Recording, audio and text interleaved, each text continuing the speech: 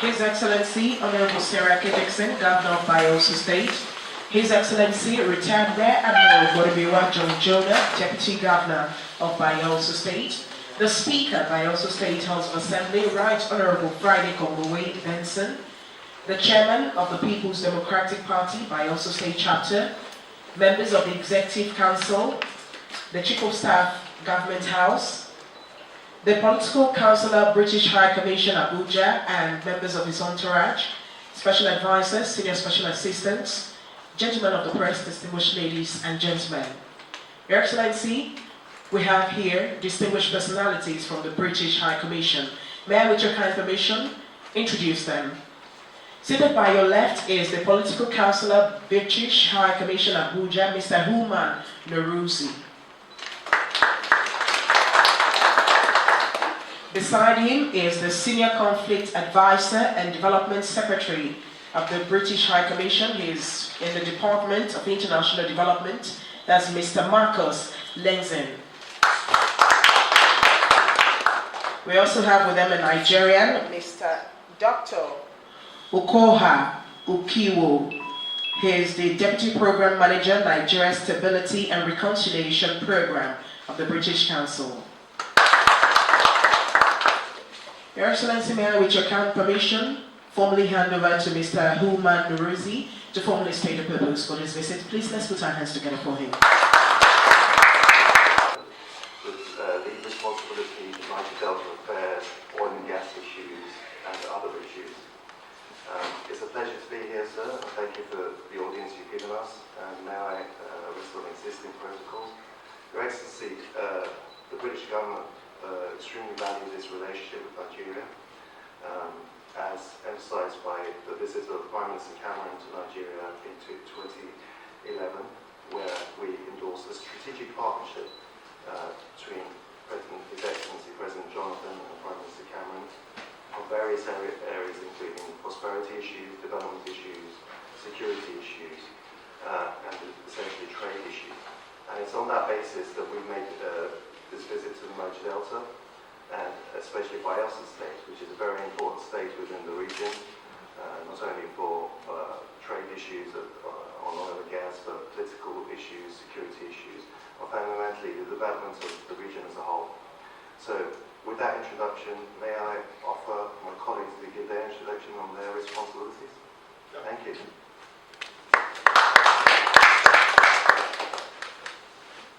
Thank you, Excellency. I'm just going to add my thanks for giving us the audience. I oversee program areas in the UK's Department for International Development. Oh, thank you. Let's start again. Your Excellency. I oversee programs by the UK's Department for International Development in Nigeria to support Nigerian authorities in their efforts to stem violence or to prevent violence from returning, where some successes have already made, which a bit later in the meeting I'll be happy to talk a little bit more about. And we are very glad to have the opportunity to briefly introduce it to you, yourself, Your Excellency, and to perhaps discuss with which of your officials we might discuss it in a bit more detail going forward. So thank you very much for welcoming us.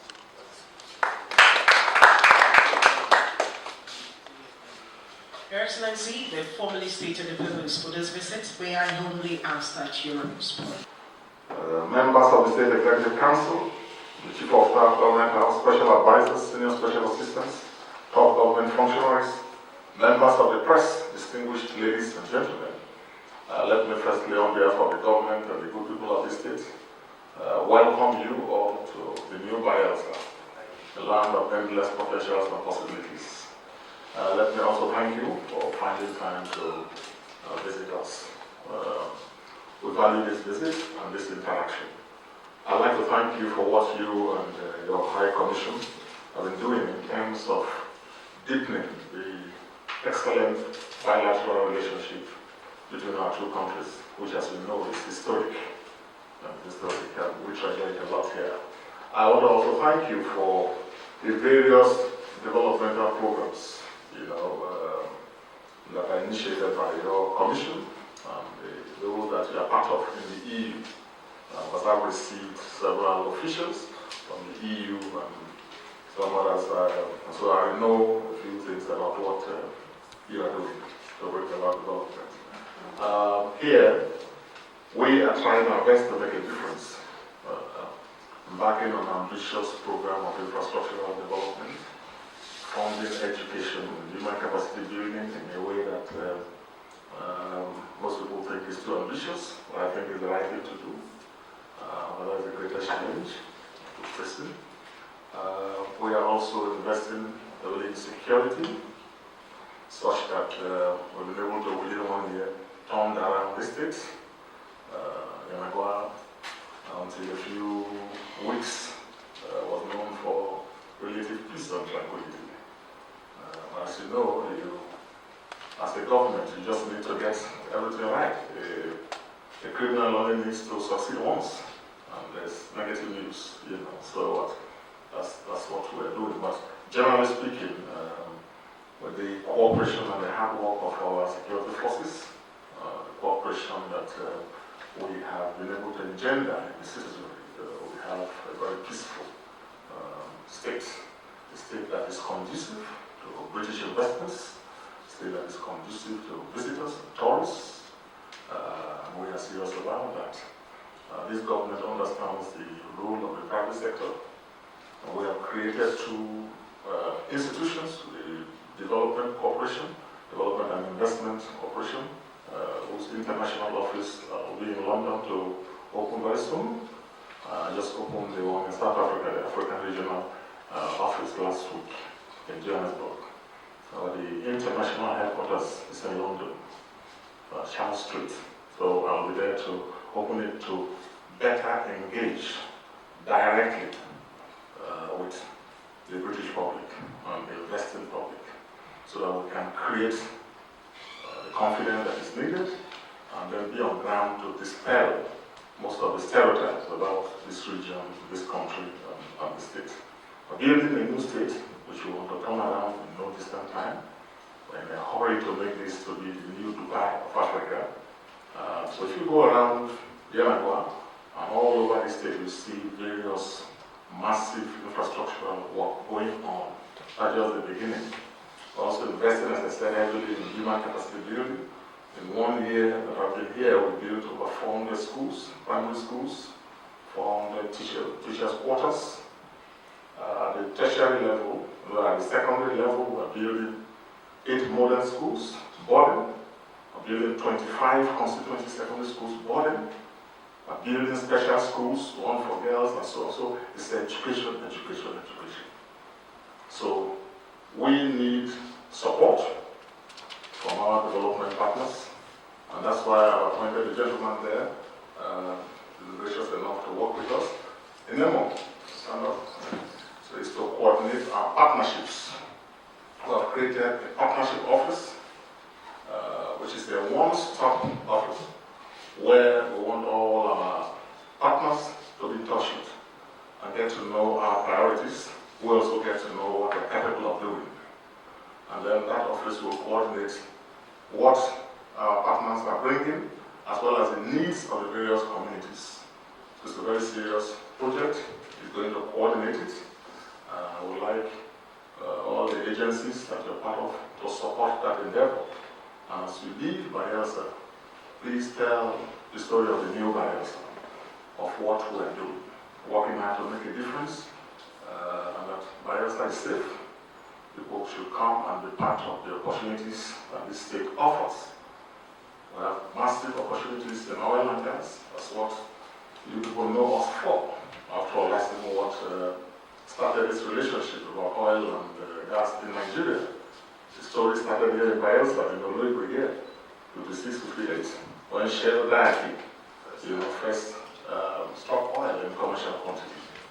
We have concerns, very serious concerns about the need to protect our environment, which, as you know, is the collective heritage of mankind. We all have a duty to ensure that the environment is salvaged. The environment of this state is highly compromised.